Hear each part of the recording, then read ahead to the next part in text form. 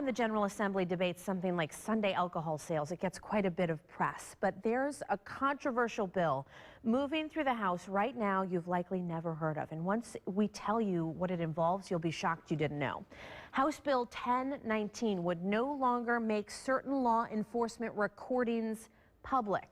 So what does that mean for you? It means you'd rarely get the chance to view police dash cam or body camera videos. And this in a time when those pieces of video are so crucial to police and community relations. Now, so you can imagine the backlash this could create. Now, South Bend Tribune's Virginia Black has spent the past week digging into this bill and decoding the language. She joins us this morning to talk about her column, which appears right now this morning in the front page of today's paper. Good morning, Virginia. Thank you so much for joining us. You're we appreciate it. Okay, so I read your column. It's great. Like you wrote in this article, it seems like this bill is aimed at keeping the media from viewing these police body camera video, dash cam videos, but this really could have an effect on everyone out there, every Indiana resident. How so? How difficult would this make it for everyone to view those cameras? This bill includes so many restrictions that it lists who can ask for the video. Has to be someone who was there, who's on the video. It is up to the police agency, the law enforcement agency, whether they want to release it. If they deny it, and there's every incentive for them to deny it, then the person who really wants it has to decide whether to spend the money to take it to court. And that's where the crux of this is for the average person, even for the media, it would cost thousands of dollars, making it difficult, even nearly impossible for the average person to view video that could potentially help exonerate them. That's right, and even if they do get to see it, even if they win, as this bill's written, they probably won't get their court costs returned to them, and they can see it with their attorney, and that's all. They can't even get a copy of it. They can watch it twice and that's it. Again, making it extremely difficult or nearly impossible for the media or the average person to figure out what really happened. That's right. Because it would be up to the police departments to decide yes or no whether we want to release it. Okay, so what kinds of things might this law do? Let's think of specific examples. Okay, so over the past several months, we've had several nationwide stories where video revealed what really happened. Laquan McDonald, this out of Chicago, video was released late last year, I believe in October or November sometime, showing a police officer in Chicago killing the 17-year-old. He was shot 16 times.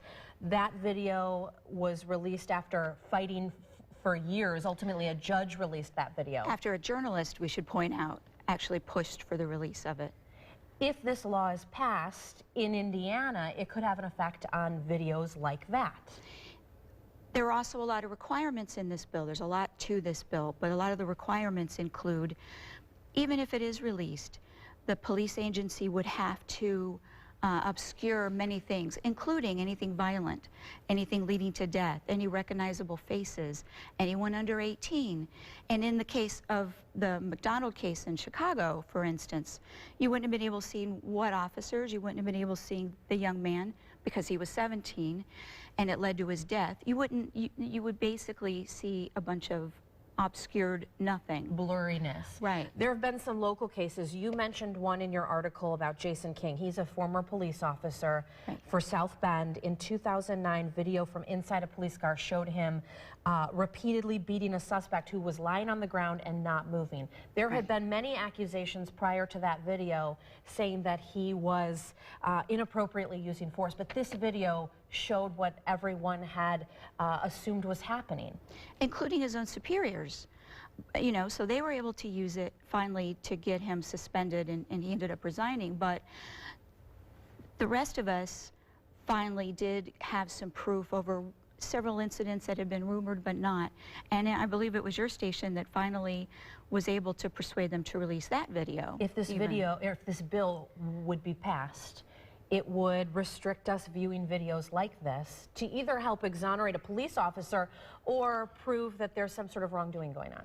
And it's my understanding from what police testimony has been offered to the General Assembly so far, and from what local police officers say, they're not against body cameras.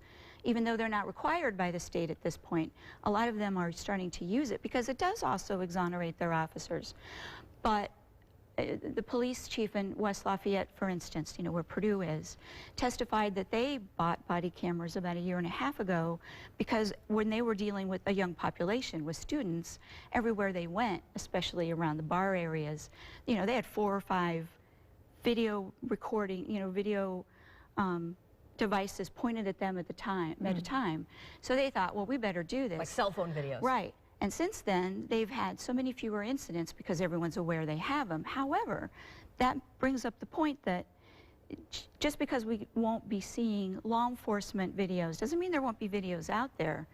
We probably wouldn't have access to the ones with the most authority. Yeah, very interesting. Okay, so your message to people with your article this morning is speak up.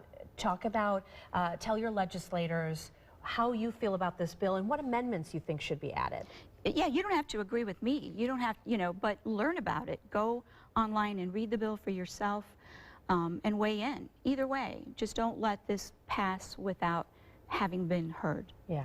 All right, to hear more about the testimony during the commission's discussion on this earlier last year, and to read both sides, of course, your article this morning in the South Bend Tribune, great article. Thank you. We appreciate, Virginia, you coming on. Very, very insightful.